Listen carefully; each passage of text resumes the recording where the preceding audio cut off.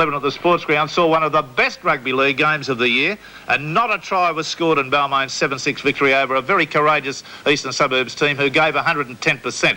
The football was at times ferocious, but when all the dust had settled for a mightily fought battle, it was the lowly field goal from Englishman Gary Schofield which supplied the difference after 3 penalty goals each. You must have been very happy to get out of this one, Benny. Yes, it certainly was one we had to win because to keep us up in number 1 position, and you know, it was very close. It could have been anybody. They bustled you into all sorts of errors. It was an uncharacteristic Balmain performance. To your team's credit, they fought back and you've won it and you've taken the points. But I haven't seen Balmain put under so much pressure this year. No, well, East had everything to lose yesterday, and they just gave their all yesterday, 110%, as you said earlier. They just gave everything into the last minute too, and you know, we were very lucky, as you said, to get out of jail. Even with the Simpkins off the field, you couldn't score a try. No, they were really keen. They were really bustling us in defence, and you know, Side hasn't done that against us for a while, and you know, it really proved dividends for them. We'll have a look at that little incident later on, because it looked as though to me that could have been a try. But here's a collector's item. I haven't seen this before this year. Gary Jack failing to take a bomb. Not only did he fail to take it, he failed to touch it. And it was quite extraordinary, and McGagan could have actually scored 2 tries. But that, to his credit, referee Stone, that was a good decision, because Testman, and we'll show that incident later, comes up with a bad shepherd there. Filipina, well, he was like New Zealand, wasn't he? Yeah, he's playing his test football style at the moment, and you know, when Olsen's firing, I think Eastern Suburbs are firing. Well, you've got a lot to be thankful to young Scott Gale for yesterday, although he could have been sin-binned once for kicking the ball out of play there. I thought he had his foot raised. The referees have been a little bit inconsistent with the sin-binning. I was very unhappy about last week when Gary Jack held down Davis in the Manly Balmain game. I thought he should have been sin-binned. I've seen other players sin-binned for the same thing. I'm not asking you for a comment on that. You're not going to bag your own players. Benny, you got very involved in a lot of open running late in this game. Yeah, it seemed to open up a little bit towards the end of the game. I think it was because it was played at such a hectic pace.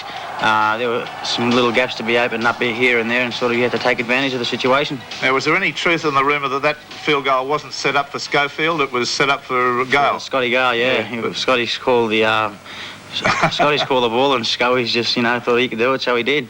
Okay, look at this incident again. You see Worth, the fullback. They changed the camera shot on us here, and it's very difficult, but I think that pass was okay, and if I were an Eastern Suburbs player, I'd be very disappointed about that ruling.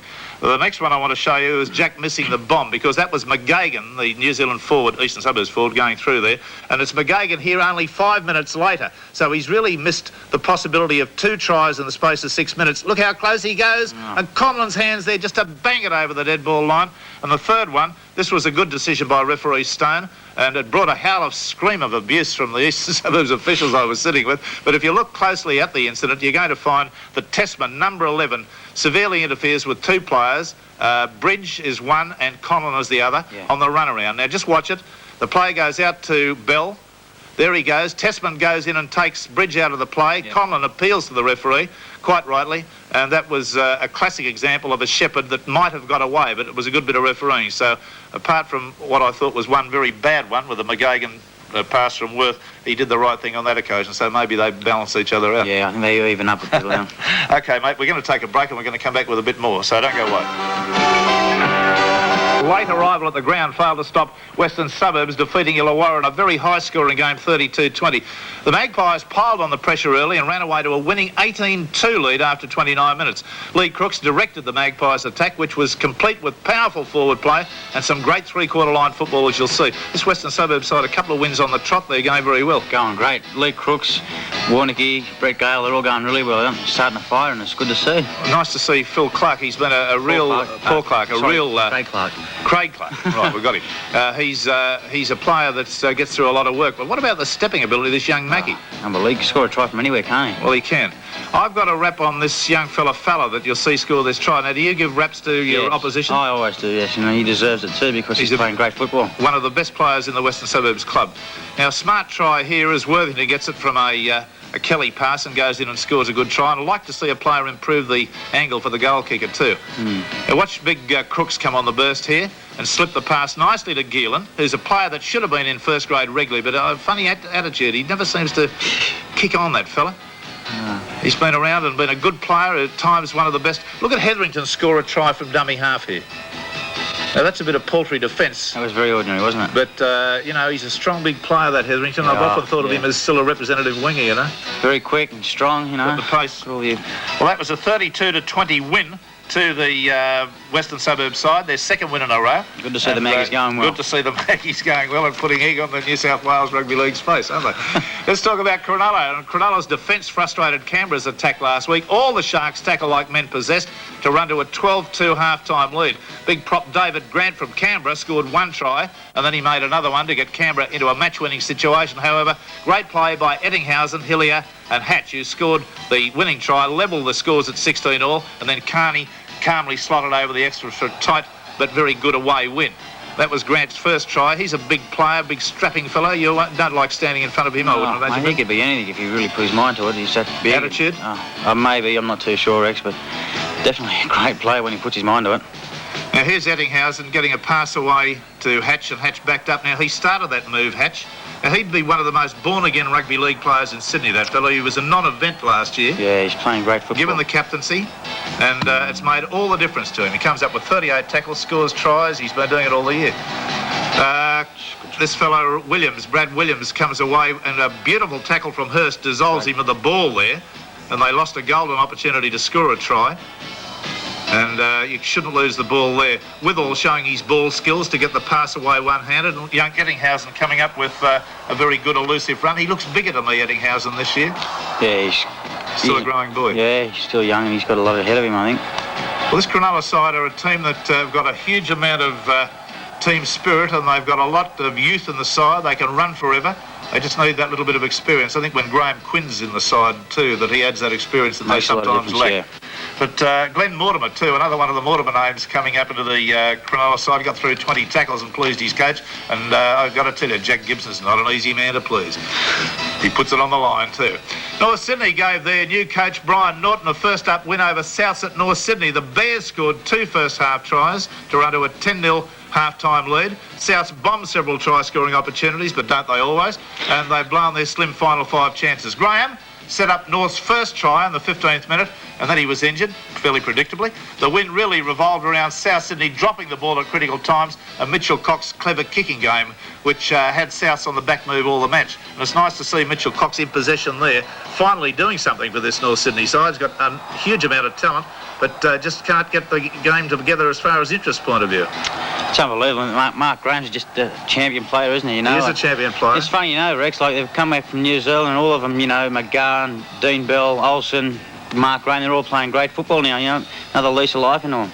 That fellow Robertson on the left wing for North Sydney, I didn't know he could play as well as he played last week. I don't know what awards they give at suburban grounds now, not being involved in that anymore. But had there been an award on, he could have won every award that was going. The grandfather clock, you know, the washing machine, the TV set, the whole kit and caboodle. He was great. Yeah, he's a very quick player too.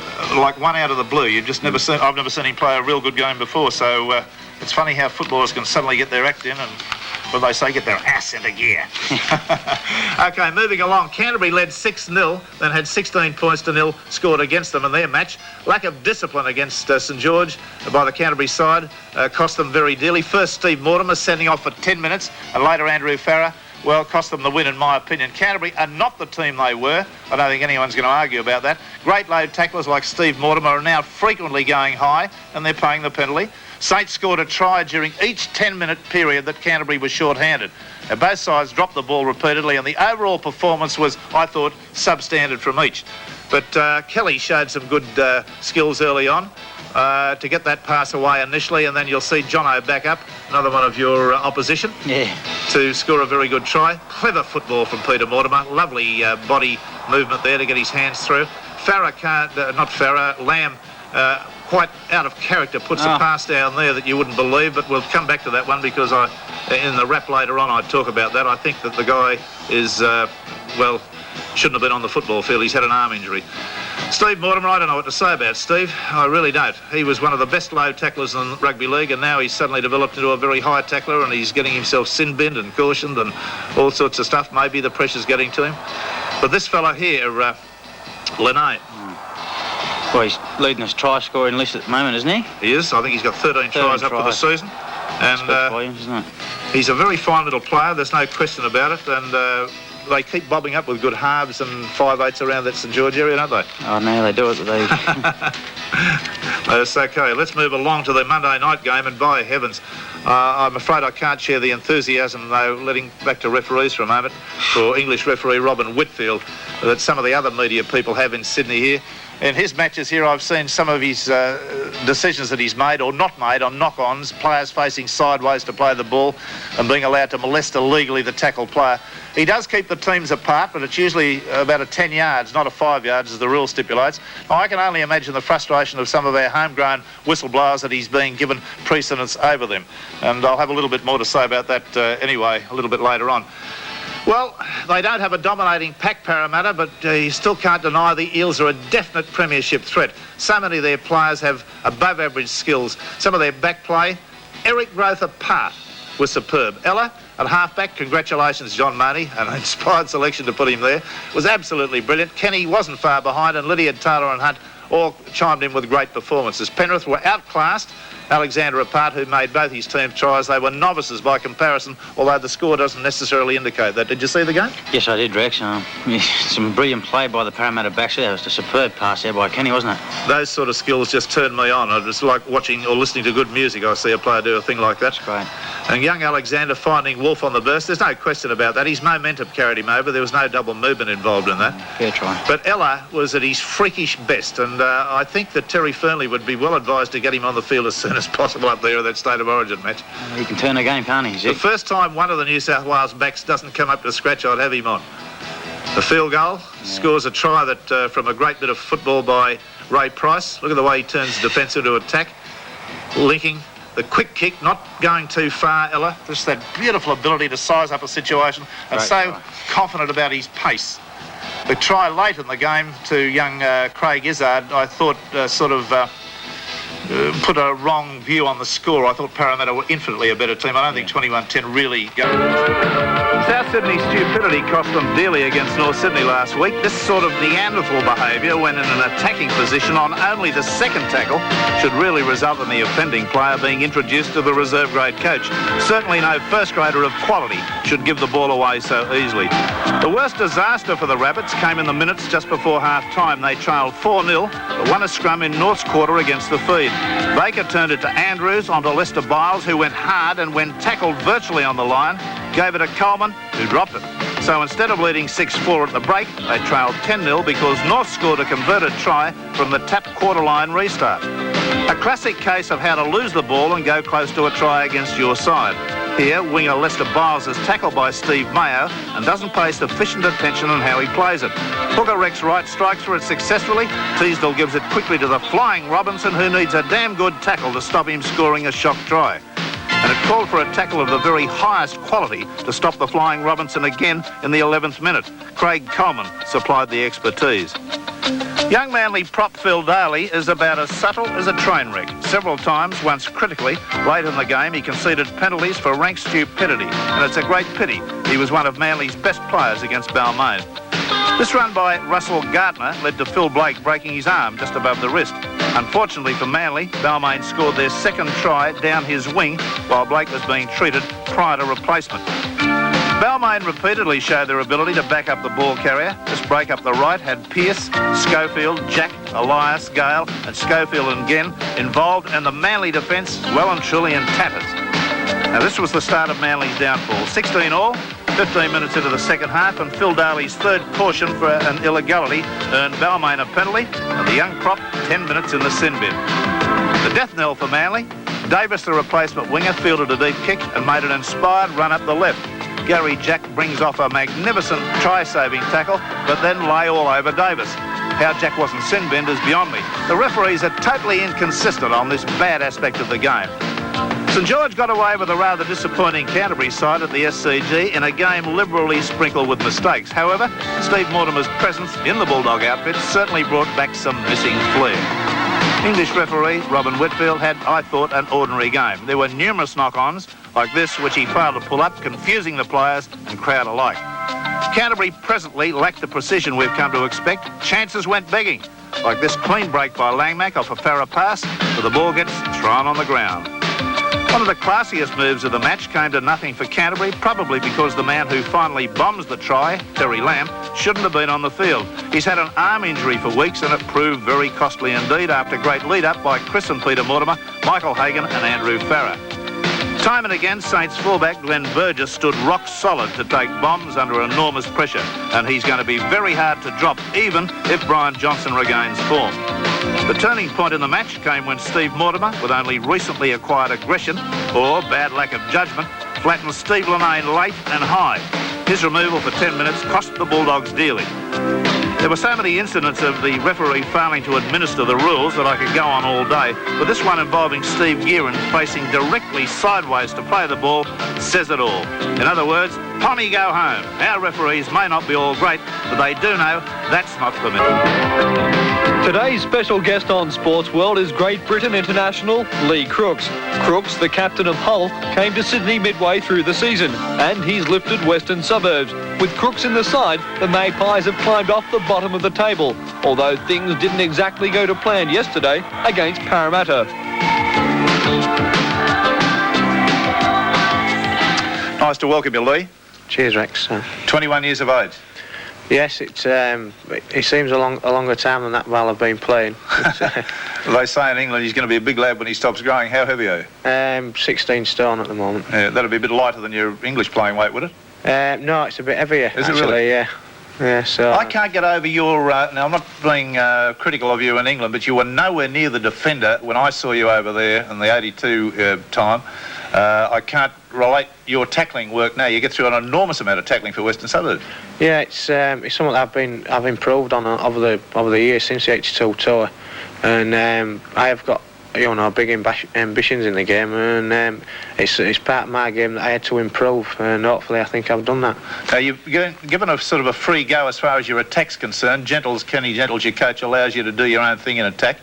Yeah, it's been a big help because I know some coaches have tried to change the English players' game over here to suit their sort of team style, but Ken sort of gave me a free rein and said, just go out there and play as well as you can do, and that's what I've tried to do. Yeah, right.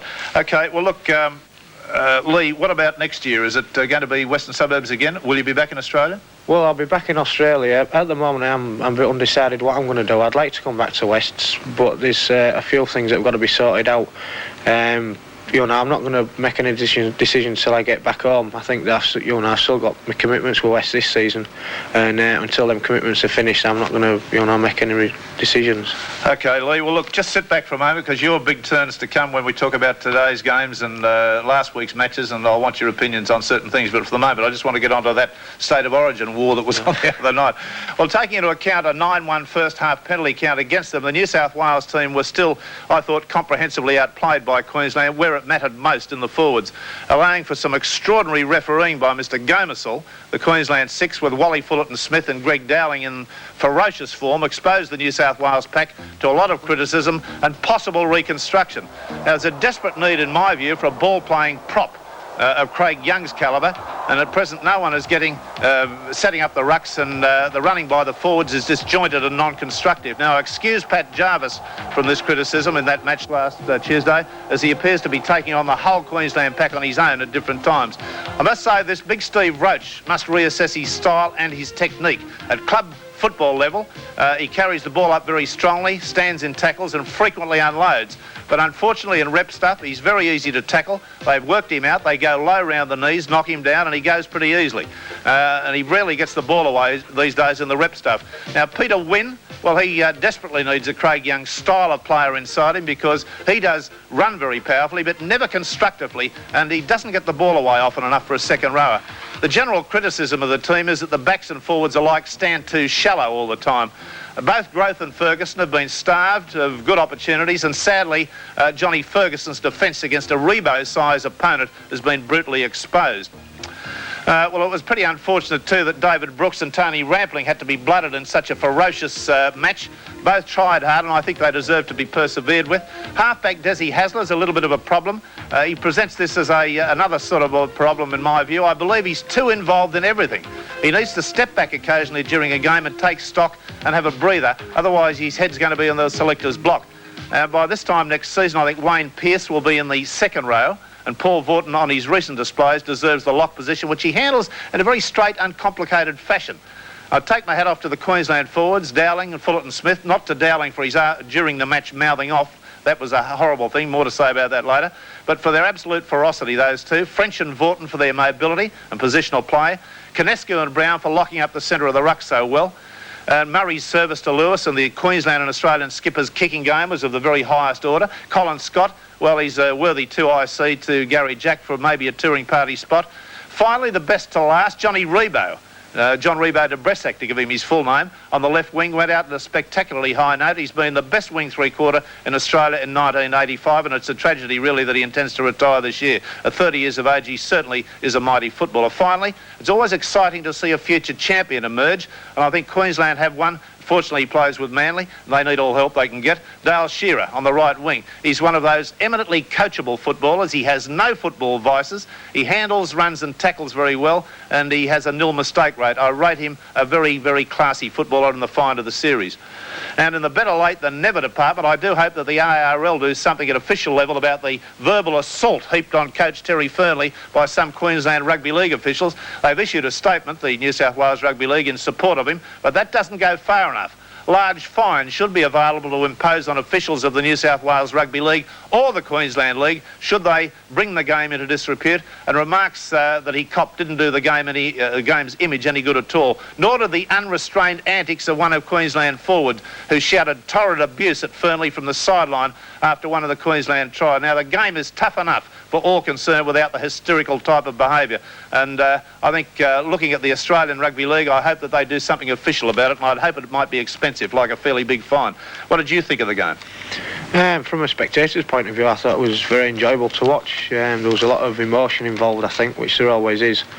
Looking at it from a rugby point of view, I did think that Queensland's determination was far outweighed New South Wales's. I think maybe the refereeing had a lot to do with that, to a certain extent, because every time they tried to do something, New South Wales, they was bogged down with penalties, and the pressure was took off Queensland a lot. Does the Yorkshire-Lancashire game emerge as a big game over there in England again? They're trying to build it up to somewhat similar to the State of Origin series, yeah. Like a county of origin? Well, that's what they're going to call it, yeah. But it's over the past few, since they finished it about 2 years ago, I think, and before then it was a bit of a farce. I think there was players just used it, they just dropped out when they wanted, and I think, a lot because the wages weren't very big, and sort of it wanted somewhat for the players to go at. Okay, now, this attitude that Australian footballers have and Australian coaches have, do you believe that there's too much defence in Australian football, or too much emphasis on defence? I think there's too much emphasis on defence and not enough on attack. I think that you've got to sort of level it out. The game is all about scoring tries. After all, I know you've got to stop tries, but you've got to score them as well if you want to win. Yeah. So I think they've got to put a lot more emphasis on trying to get the ball away in tackles. And all right. Well, unfortunately, Lee, West the Battlers met Parramatta yesterday when they had a point to prove after being defeated by Cronulla last week. Now, the forwards, led by Price, Jerd and Laurie, laid the foundation for the brilliant Parramatta backs to run right, which they did to the tune of 42 points to 4, scoring 8 tries to 1. They led 20-0 at half-time, so the game was over then, and thank God the whistle went when it did at 80 minutes, or they might have gone on even further.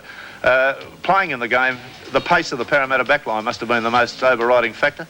Yeah, it was by far. I mean, we allowed the Parramatta backs far too much room, and they're just too fast to do that, and they just took it away.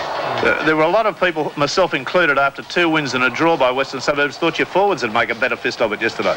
Yeah, I think everybody was a bit disappointed in everybody's play, really. I for one fully expected us to push Parramatta very close indeed, and I thought we could have pulled off an upset, but we just didn't make any headway at all in the forwards, and consequently our backs didn't have any depth at all to run in.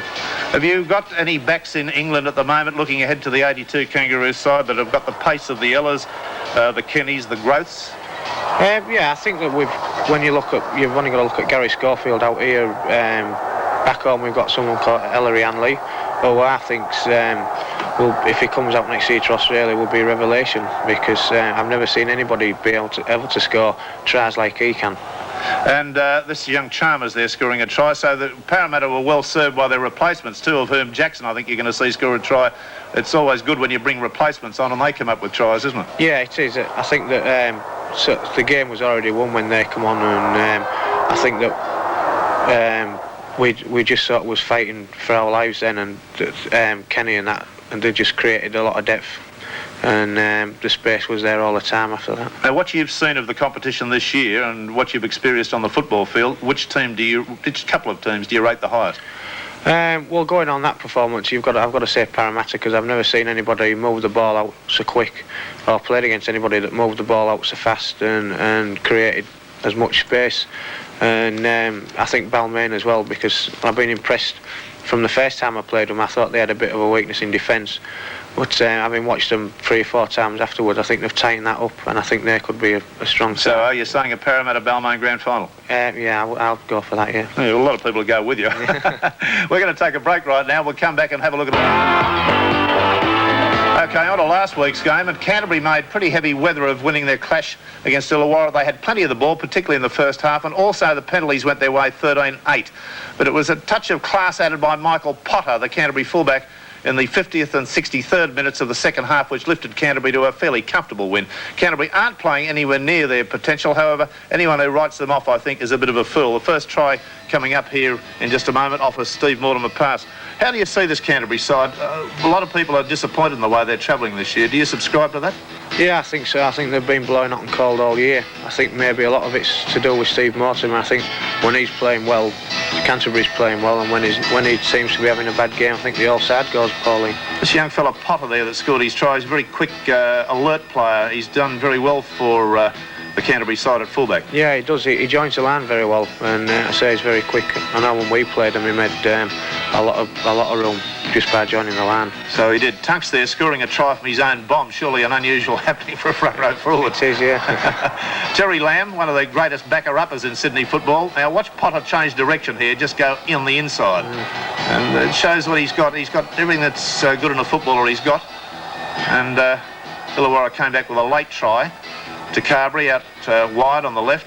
But really it was Steve Mortimer, I thought, was the linchpin of the game, and you subscribe to that view that he's very important to them. Oh, yeah. He was brilliant in the first half, so if they can keep him well and fit, maybe Canterbury can lift themselves. Well, a particularly entertaining game is the next game. That's the Penrith-Norths game. Hell of a lot of ball movement in it. Norths were desperately unlucky not to take the 2 points. They scored 5 tries to 3, and Conlon could manage only 1 goal from 6 attempts. In addition, the late penalty to Penrith, which when Norths led 22-20, should have gone the other way against Penrith, with a possible sending off or sin binning for a trip. I'll show you that in the wrap that we do later. The draw stopped Penrith passing Manly in the top 5, so some good came out of it, Lee. Yeah. You know about my allegiance to Manly Warringah, don't you? Here's a funny try to Peter Cross, another one of the front row forwards going round that gets through a lot of work. After a lot of ricocheting around, the ball from a bomb finally came off his foot, and he was able to ground it on the in goal.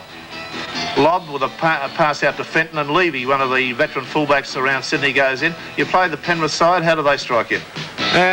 They're another one that seems to be blowing hot and cold as well this season. It's a bit funny. I think that a lot of teams that are expected to make the 5 don't seem to be playing as well as they should be.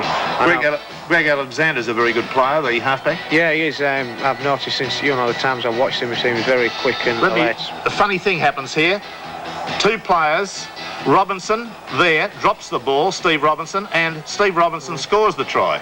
So 2 Steve Robinsons in one match. A bit confusing for commentators, although one's got a better suntan than the other. Yeah. Mitchell Cox, who came to light with a game 2, he's a former rugby union man, international, but he's not been playing well, but suddenly he's come good, and he puts up a bomb here that North you'll see score from. And Lyons is there to pick up the dregs. He's a very intelligent player, Lyons, gets through a lot of work, but you'd say that a goal kicker that can only come up with 1 from 6 has got to go and do something about that, wouldn't you? Well, yeah, I think that especially in close matches, you've got to depend on your goal kickers a lot. And, sure have. What's, goal kicking for you is a full-time occupation for Hull, is it? It used to be until I got injured, and then I was out for 8 weeks with a cartilage operation, and then I come back and Gary Schofield was kicking and he was kicking quite well. So the little devil kept it, did he? Yeah. These backs, they'll do it every time, won't they? Yeah. OK, let's move along to the Cronulla-Parramatta game, and what a shock this was. Cronulla absolutely shocked Parramatta with 18 points in an opening 18 minutes charge to go to a pretty commanding lead. Their running and backing up was classy, and their defence blotted the Eels out for long periods. Now, the amazing thing was that the big names in the Eels' backline, which we've seen demolish Western Suburbs yesterday, were totally overshadowed by the likes of Russell, Wakefield, Hurst, McGaw, Carney, Eddinghausen and Docking. Now, Parramatta's pace looked decidedly second class at times, with the likes of Hatch, Withall, Diamond and Hilliard for Cronulla dictating play totally. And there's Withall, who's out for Monday night, unfortunately. He's a good ball-playing prop. Have you come up against him? I think so. I think he played when we played. He's been out with injury for a long while. Yeah, they say he's a very good ball handling player. Yes, he gets the ball away. He's more of an English style of player. Ello chimed in to get Parramatta back in the game by giving a long run to Eric Groth, he outdistanced the opposition. But that astonishing early 15 minutes, 3 tries in 15 minutes, and it could have been 3 in 7 minutes at one stage. There's Russell going in from Hatch. Hatch has been the most improved footballer on the Cronulla side this year, in my view. Yeah, he's apparently been playing very well indeed, and I think he's probably one of the mainstays of the side. Well, of course, Cronulla are on 20 points at the moment. They can, with 6 wins, there are 6 matches to go, finish on 32 points, which could conceivably get them into the final 5. So they've got it all to do. See big Eric Groth just knocking somebody out of the way there. Hurst, the winger, he's a powerful man, isn't he? Yeah, he's a tremendous player. Now, Ray Price, you won't see him make an error like that for a long while. I have never seen him throw a pass that was intercepted. Certainly not and scored a try. Well, Jack Gibson, before the match, said they were 1,000 to 1 on. He's shortened the odds to 999 to 1 on to get into the top 5. Always has a good sense of humour as old Jack. Well, does anyone doubt around Sydney? Because if you do, you must be deaf about my desire for Manly to win the premiership. But I've also open and honest about the fact, but along with that, I'm not a bloody fool, and I won't waste time on lost causes. The present Manly team is totally substandard. Their forwards were comprehensively outplayed by the St George Six in every facet of the game last week at Brookvale, while the backs were non-existent in attack. Now, only one thing emerged as a plus for the Seagulls, and that was young Dale Shearer. He made a very good first-up fist of being fullback, and later he switched to 5'8" and did very well there. But this was an absolute embarrassment. You saw this on television, I guess. Yeah, I did watch it, Rex. It seemed to me that they're just playing as individuals and not as a team, actually. Well, they looked to me, some of them in the forwards looked to me a bit terrified of the St George pack. They wouldn't move up to tackle them. They let this win rampage on the blind side. And when you get that sort of situation, this is the setup for the first try by Craig Young. Look at this, just strolling through from 12 yards out. Through 5 defenders. Now, that's a disgrace in first-grade football. Yeah, I think that if you're going to be any premiership standard, I think your defence has got to be a lot better. Well, Wynn, Fafita, Jarvis and Noak were all outstanding, and later in the match when the St George backs got a bit of an opportunity to get into the act, they put on tries.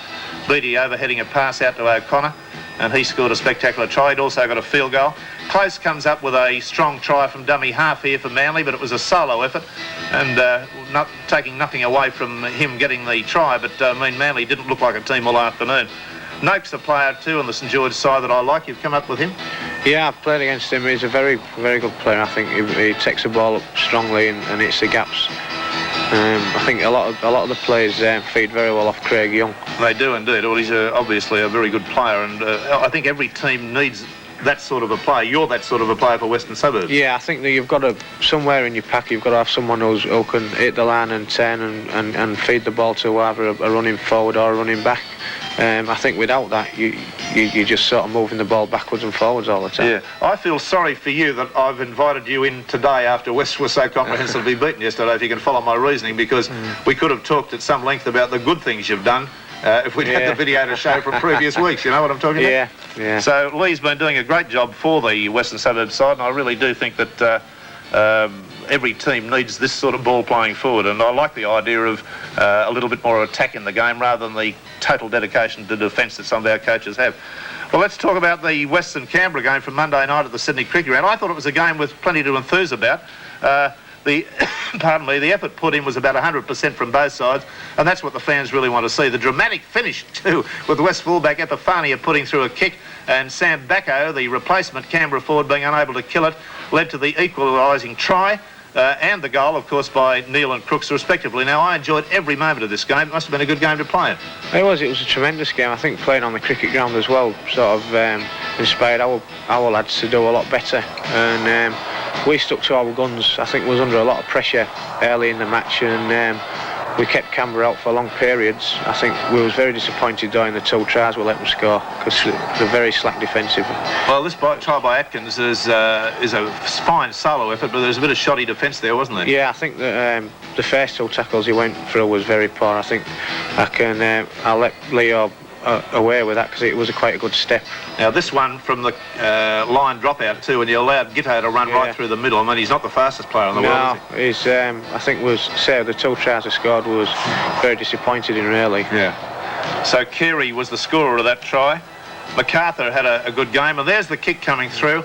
And Bacco, I felt very sorry for him. He'd only come on the field a short time before, and then he's suddenly responsible for the team not getting 2 points. Yeah, I think it was a bit of a bad bounce for him. It was, just coming on at that stage of the game. So it was. Anyway, MacArthur on the left wing, a great solo try. You won't see too many better. Michael Neal at half-back gave 100%. I thought he was one of your best players yesterday too. He's been playing very consistently all season, I think. You can't miss him with that red hair, can you? Oh, no. Is he a talkative little bloke on the field? Yeah, he's very talkative. I think you have to be really to be an half-back, and he gets the side going all the time, and he's very tricky. He is indeed. And Alan Fowler too, your hooker, I've got a bit of a rap on. I think he plays a very consistent game of football. He does. He's been playing very well all season as well. All right, well, let's move along to today's games, when we've got to put out... Didn't necessarily make the highlights.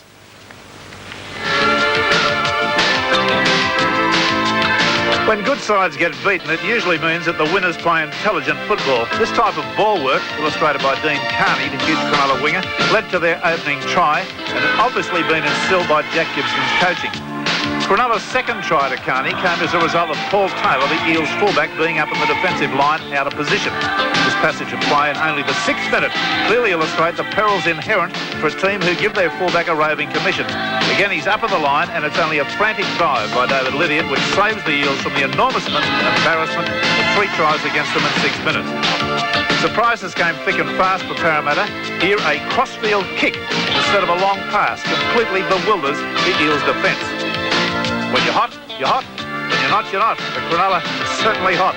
Everything they tried came off. Have a look at fullback Docking taking this kick. It wasn't all Cronulla. The Eels had their flashes of brilliance. Here, a perfect kick into open space by Sterling is run onto by David Lydiard, and only a despairing dive by fullback Jonathan Docking unseats him and saves a runaway try. The magic of Mick Cronin in this move sets Parramatta alight. David Lydiard again, the player to make the long break, this time deep into Shark territory. For the closeness of the score all through the drawn game between North and Penrith, every chance to score which went astray must be looked at with dismay by both sides. This fine attack by Penrith traversed 75 yards, had 6 players involved, and the very last pass to winger Brett Lobb from Greg Alexander was ruled forward by the well-positioned referee, Mr Whitfield. North's 5'8", Lions ran foul of Mr Whitfield again in this incident when he tried to con the referee into getting a penalty for allegedly being held down. The signals, while different to our whistleblowers, are explicit. Get back, he says to Lions. Penalty to Penrith. Holding the jumper of the man on top of you. Back chat. Throwing the ball away. Kick it goal, Penrith. Well, at last, former international rugby union player Mitchell Cox is playing the football everyone expected of him. Keep your eye on number 7, North. These 2 passages of play illustrate the great pace and dexterity of footwork he's always had, but are so rarely shown in previous matches this season. Now, this incident sadly cost North the match. Lions backchats the referee for the 2nd time in the game over an incident in which Penrith Greg Alexander had deliberately tripped him. The referee should, in my opinion, have penalised and sin-binned Alexander. Instead, Lions just walked another 10 yards. Alexander kicks the goal and the score's a level. A tragedy, but a lesson to Lions to keep his trap shut. Back after his enforced 3-week break, Steve Mortimer was all over the field against Illawarra. He set up several tries and could, with just a little bit of luck, scored from this kick ahead. Finally, Peter Tunk scored his try from his own bomb. Euphoria reigned supreme among the Canterbury players, but I'd advise young Paul Langmack to curb his enthusiasm or he could break someone's neck.